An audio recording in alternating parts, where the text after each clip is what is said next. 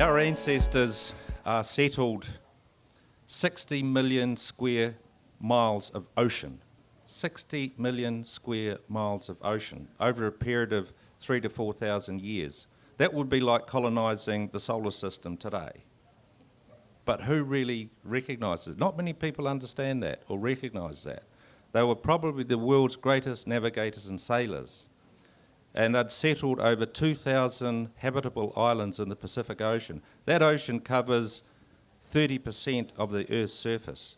So Pacific Islands are hugely, hugely vulnerable. Even from what they call the Polynesian Triangle, which is Hawaii in the north, from Kalani's homeland, down to Aotearoa Rekohu in the south, southwest, across to Rapa Nui, Easter Island. That's the Polynesian Triangle. That alone is 35 million square miles of ocean that was settled within 2,000 years. So our people are ocean people. In fact, the Pacific Island nations is probably the largest country in the world, except our land is water. So we're extremely, extremely vulnerable to this. I mean, there's an island in there are 3 atolls in the island of Tokelau, just north of Fiji. That island has built 350 people live on that island. They've built a 5-metre high concrete wall because of the inundation of the sea levels already starting to happen. It's infiltrating their drinking water systems. So there's huge impacts happening. Cyclones are becoming more frequent, more intense. On Rekohu, we've noticed that the wind, which is the prevailing wind, is from the southeast. We're on 44 parallel south latitude. So unlike other Pacific Islands, you'll see me wearing a nice Pacific Island t-shirt. It's really, the climate this doesn't reflect the nature of the climate on Rekohu. It's very temperate, it's cold.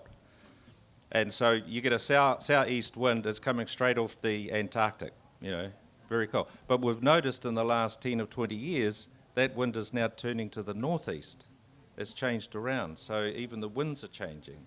We're noticing other fish species because it's very cold water on Rekohu. It's about 15, 16 degrees Celsius. It's not warm, but you get it's very oxygenated water, so it grows a lot of great kaimoana seafood. Now, another problem we face is the ocean is a great, it's like a carbon sink in a way. It's sucking in CO2, which is making it more, they call it ocean acidification. And I was reading somewhere the other day, since the Industrial Revolution, the ocean's acidity has increased by 30%. Now what that means is that it's changing, for example, and on Rekohu we depend on our shellfish, crustacean, lobster, paua, for our livelihoods. It's about 40-50% of the economy is from the sea. So if ocean acidification continues to increase, what that's going to mean is that there will be a diminishment of what's called a carbon nitrate that the shellfish and rock lobster use to make their shells and their skeletons. So they won't be able to do that.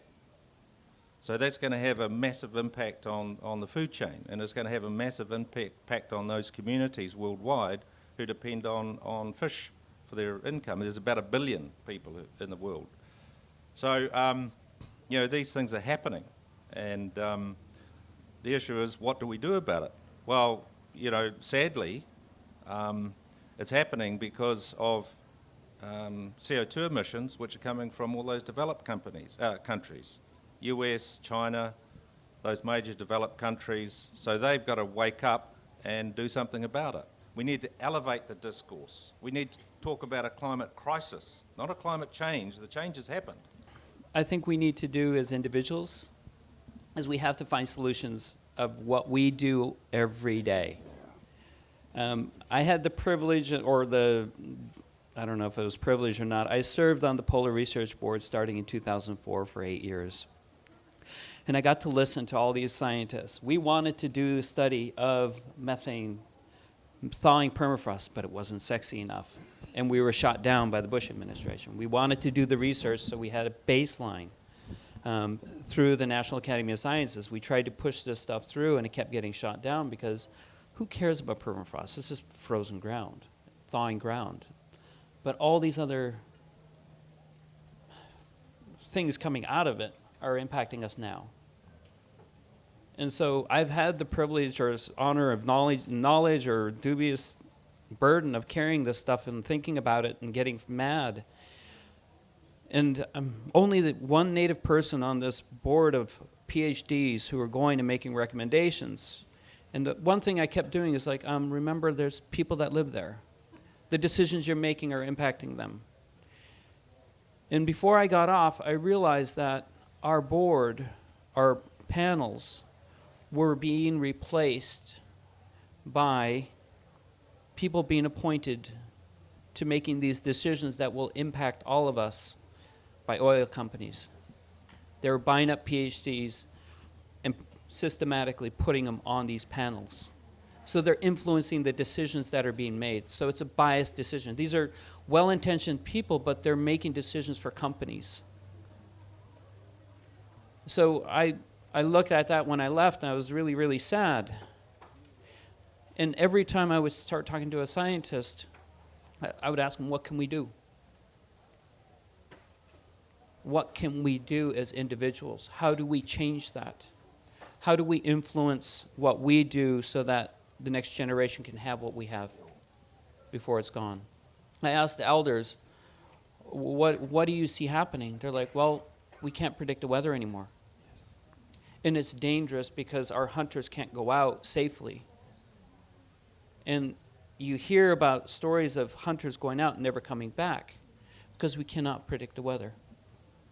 Even if we listen to the radio, it still changes too fast. It's dangerous.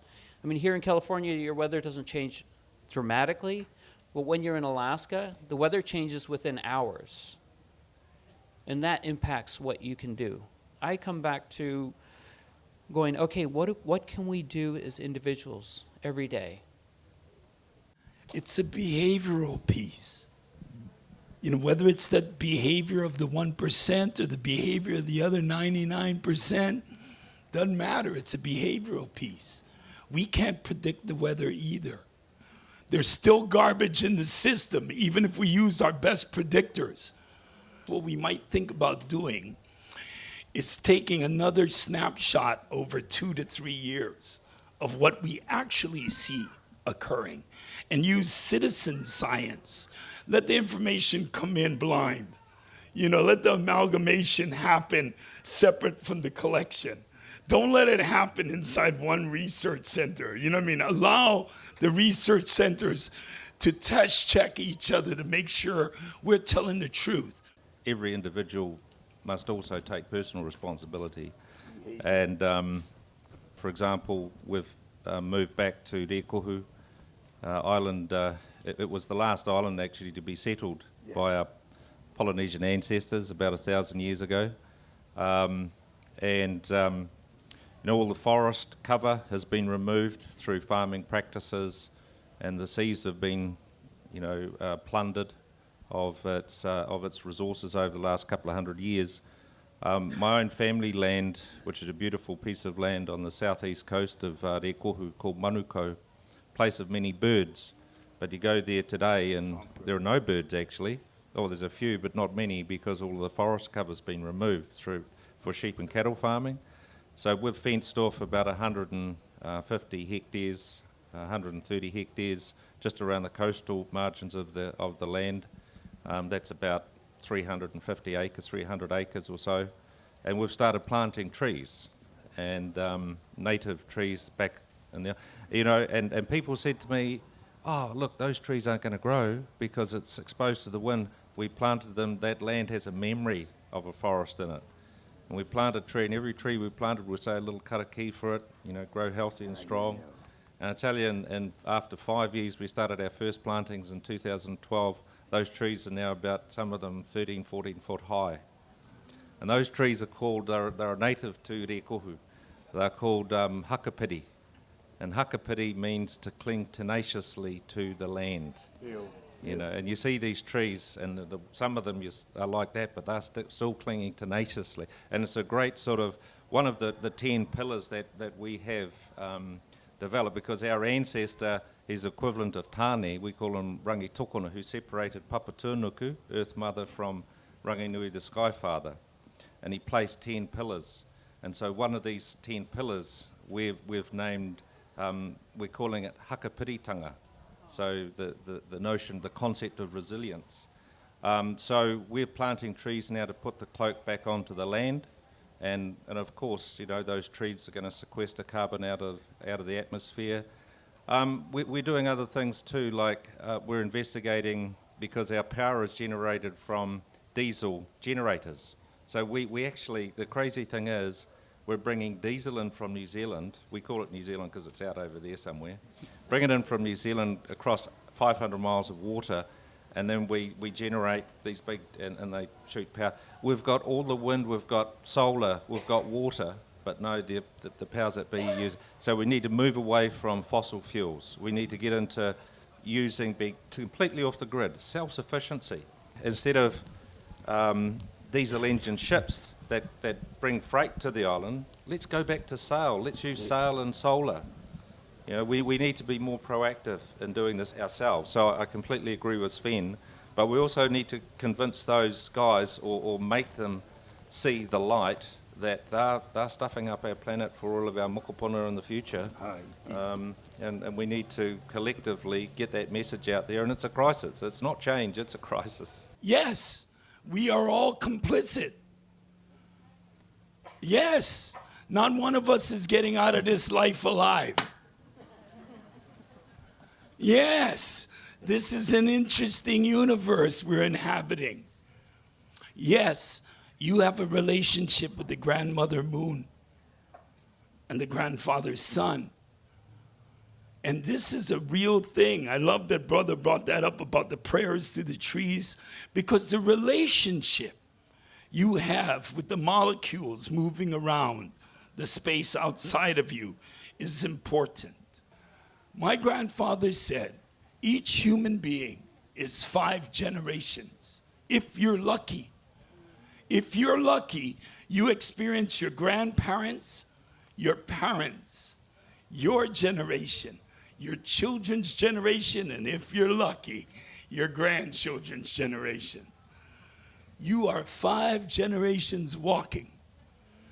The 6th generation is everybody who ever came before you, your ancestry back to the end of time, and you should respect that and know it and honor it. The 7th generation, anybody who's ever coming after you. Anybody who's ever coming after you. So when we say make a decision with the 7 generations in mind, we mean every decision you make in your life. What decision do you make that is not made for all time? So careful as you move through the world. And this should be a lesson for our policymakers and our leadership. No decision they make is not a decision for all time. You know?